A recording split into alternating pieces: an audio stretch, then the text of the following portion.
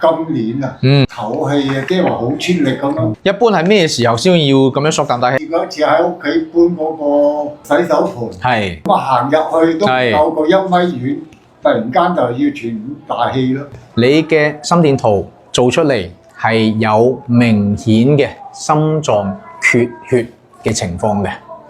頭先我聽心臟雜音，亦都係比較明顯嘅。從呢個睇嚟，估計心臟嘅血管都係有一啲唔同程度嘅狹窄。呢個情況叫冠心病。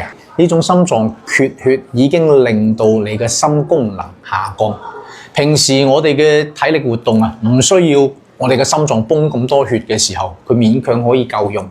但係當你一拎啲重嘢嘅時候，心臟需要用到嘅血液養分就會多咗。心臟依家有血管塞，冇辦法可以泵到咁多血，心臟就頂唔順，就會缺氧，你就會覺得氣喘。建議你揾個時間住院，詳細針對腦袋、針對心臟嘅血管做一做檢查，然之後先可以定到下一步需要食嘅一啲藥。